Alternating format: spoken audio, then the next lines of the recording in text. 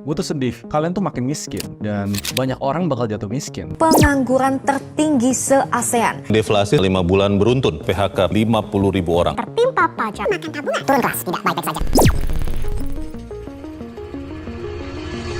Dan semua masih bilang Indonesia baik-baik saja, yang menurut gue nggak make sense sama sekali. Nanti ada yang bilang, gue masih bisa antar anak gue ke sekolah kok, gue masih bisa nonton konser kok, ekonomi masih bertambah kok. Bos, itu tuh namanya cherry picking. Tenang, bakal gue bedah semua di sini. Dan menurut gue emang sewajarnya kalian takut. Coba lu lihat deh datanya. Coba lihat gini rasio kita, pertimpangan antara orang yang kaya banget sama orang yang miskin. Coba lihat angkanya dari tahun 2018, apakah itu membaik atau memburuk? Ekonomi bisa grow, tapi kalau misalnya satu orang kaya yang asetnya 1 triliun jadi 10 triliun ke 100 triliun, iya grow. Tapi buat mayoritas dari kalian, kalau beli beras susah, beli rumah kayaknya impossible, dan kalian nggak siap-siap, buta aja matanya. Percaya kalau ada yang bilang, oh ini semuanya aman kok. Siapapun yang bilang Indonesia baik-baik saja, saran gue nonton video ini sampai habis. Kalau teman kalian masih bebal, nonton video ini sampai habis, kita bedah semuanya. Karena dulu gue pernah viral, dan itu gue ingat banget, gue dihujat satu negara bilang 2023 gelap, kerjaannya tukang nakut-nakutin aja. Ternyata gue nggak salah, 2023 tuh emang gelap banget karena banyak yang belum pasti. Sekarang menuju 2025, semua tuh terang benderang. Udah mulai kelihatan tuh datanya, mana yang jelek, mana yang berbahaya, mana yang bikin orang miskin. Gue nggak salah, waktu itu orang takutnya resesi. Kita tahu nggak, ada yang lebih parah daripada resesi. Coba lihat indikatornya sekarang. Kalian coba share video ini kalau misalnya masih ada yang merasa Indonesia baik-baik saja. Kita mulai dari mana dulu ya? Dari data satu ini deh yang penting banget deh, yang sebenarnya mayoritas dari kalian yang nonton, yaitu middle class. Apa sih ciri-ciri negara maju? Simple, penduduknya didominasi oleh middle class. Dan ini statement bukan dari gua, ini dari Pak Bambang, yaitu kepala Bappenas kita. Kenapa middle class sepenting itu? Dan kenapa selama 5 tahun terakhir anjloknya parah dan nggak ada yang ngerti kenapa ini penting? Mikir deh, negara kita GDP itu didorong sama konsumsi rumah tangga. Dan biasanya di negara yang maju, konsumsi itu didorong sama middle class. Kalau middle class kita turun, negara kita anjlok. Coba lihat data pengangguran. Indonesia itu yang paling gede di antara negara ASEAN lain. Coba lihat data layoff. Selama, nggak usah lama-lama deh, 1 tahun terakhir deh. Berapa banyak orang kehilangan pekerjaan mereka. Kuncinya itu dulu. Yang pertama kalian harus ngerti soal middle class. Dan kalian bisa lihat negara-negara tetangga yang dari negara bobrok sampai negara maju. Coba lihat berapa banyak kaum middle class di negara mereka. Dan ini buat kalian-kalian yang jadi korban dari apapun yang terjadi di negara kita. Yang kejar-kejaran gaji bulanan, paycheck to paycheck. Dan ini ada satu cerita dari salah satu pemilik warung ya. Dulu tuh karyawan makan di warung nggak tanya harga. Sekarang sebelum makan mereka tanya dulu, oh harganya kemahalan nggak, jadi ini makan di sana. Dan ini yang terjadi di middle class kita. Kalau misalnya kalian yang masuk di kaum menengah dan kalian harus hidup makan tabungan yang secara data memburuk ya, dan nggak bisa ngisi tabungan karena pengangguran lagi banyak, layoff di mana-mana. Udah, sebenarnya satu indikator ini aja tuh udah ngasih lihat ke kalian Indonesia nggak baik-baik aja. Belum nanti gue ngebahas tentang deflasi yang katanya nggak apa-apa, ekonomi masih bertumbuh kok. Ya lihat orang kaya makin kaya berapa. Ya udah deh, nggak usah basa-basi. Kita bahas yang lagi rame di bela-bela sama negara ya, yaitu masalah deflasi. Baik, tapi jangan sampai itu terlalu rendah juga. Ya, pemirsa, Indonesia mengalami deflasi selama 5 bulan beruntun. Deflasi menunjukkan daya beli masyarakat turun. Apakah resesi ekonomi akan terjadi? Benarkah hanya akan mengimpit kelas menengah ke bawah? Buat yang nggak ngerti, intinya deflasi itu penurunan harga barang. Lawan kata dari inflasi. Orang tuh selalu ngerasa, inflasi serem banget, harga makin naik. Terus orang mikir, bagus dong deflasi ya, makin bisa beli beras, makin murah. Berarti kalian nggak terlalu ngerti ekonomi. Ini menurut ekonom, kondisi deflasi di Indonesia sekarang bisa jauh lebih berbahaya. Simpel lagi nih, kita crash course ya. Penurunan harga terjadi karena 2 hal. Satu, karena produksi barang yang banyak banget. Itu bagus, artinya barang-barang bisa jadi lebih murah. Itu namanya supply push deflation. Tapi kalau deflasi terjadi karena satu ini, demand pull deflation. Simpelnya gini ya, orang mulai nggak punya duit, orang mulai nggak belanja. Rumus ekonomi kan supply demand. Kalau makin sedikit orang yang beli, ya harga makin turun. Kalau deflasinya karena itu nggak bagus. Menurut gue lebih parah daripada inflasi. Ya di level tertentu lah. Sekarang datanya udah mendukung kan. Middle class turun, pengangguran masih banyak, layoff lagi gede.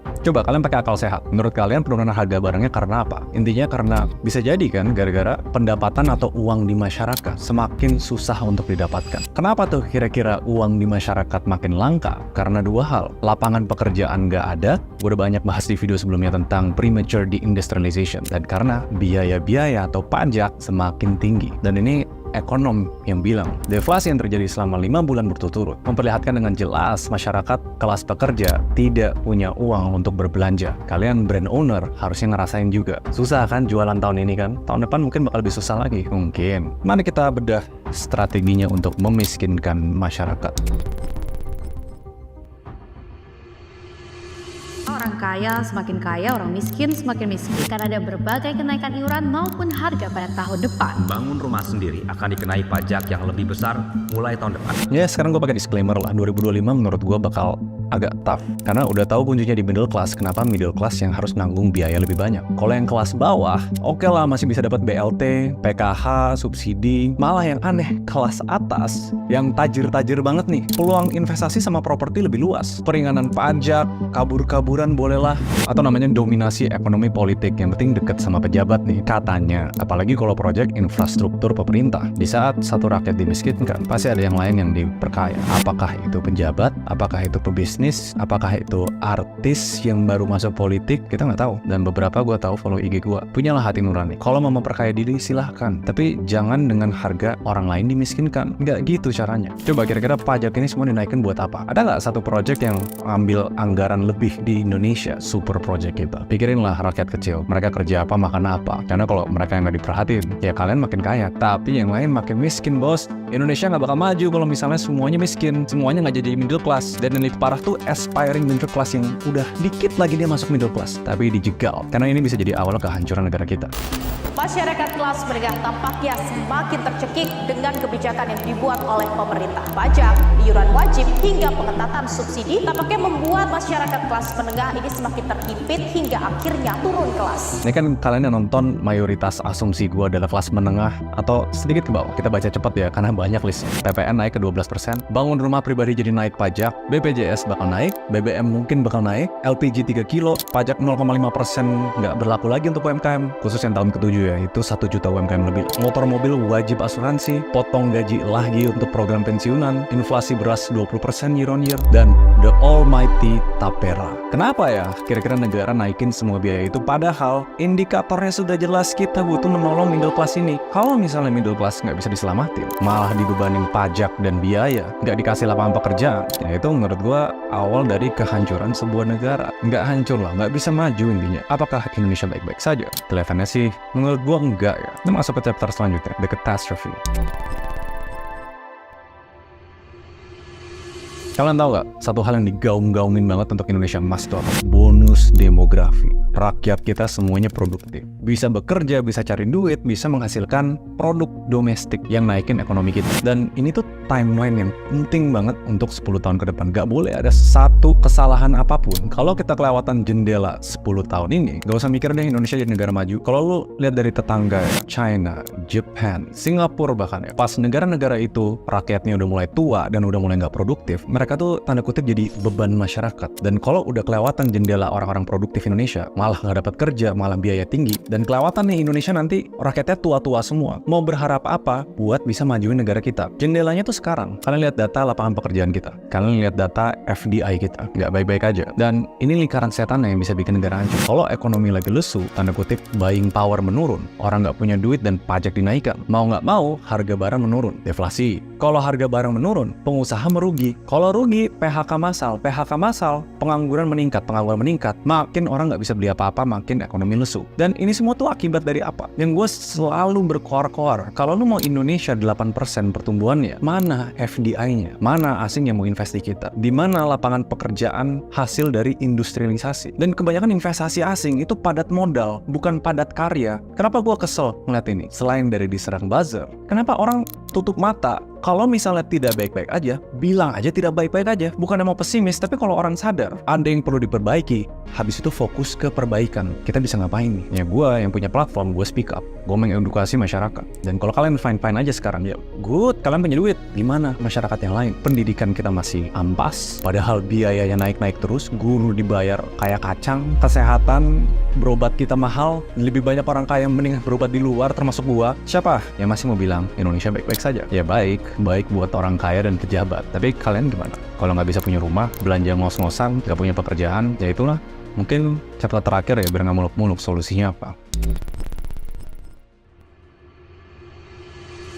Saudara-saudara, secara ringkas, program saya untuk membawa Indonesia keluar daripada keterpurukan, kembali menempati tempat yang terhormat sebagaimana selayaknya ditempati oleh bangsa yang besar seperti Indonesia. Ini ya, solusi nomor satu adalah nggak usah bilang Indonesia baik-baik saja. Lu sebut satu indikator yang membaik, gue bisa sebut 5-10 yang tidak membaik. Korupsi, indeks demokrasi, middle class, pengangguran. Coba, apa yang baik-baik saja? So, melek lah. Misalnya kalau dibayar, tolong sebut Indonesia baik-baik aja. Kalian punya harga diri lah. Indonesia tidak baik-baik saja. Dan nggak apa-apa kita akuin itu. Sekarang kita fokus berbenah. Step 1, kesadaran. Step 2, kemauan. Sekarang kita udah tahu nih, situasinya susah. Jadi caranya adalah ya, kita membantu sesama. Fokus ke pekerjaan, naikin skill kita. Gue juga tahu kok koar-koar bilang pemerintah kita ampas juga nggak kemana-mana, dan gue nggak ada intention masuk politik. Kalau misalnya nggak bisa cari pekerjaan di sini, cari pekerjaan di luar. Bukan yang nggak nasionalis, tapi tiap orang perlu makan. Ada cara-cara yang kita nggak usah bergantung sama Indonesia untuk kita membenahi diri sendiri. Kalau udah bisa membenahi diri sendiri, kita bantu teman kita. Jangan sampai mereka kesusahan secara finansial. Step 3, kemampuan. Gue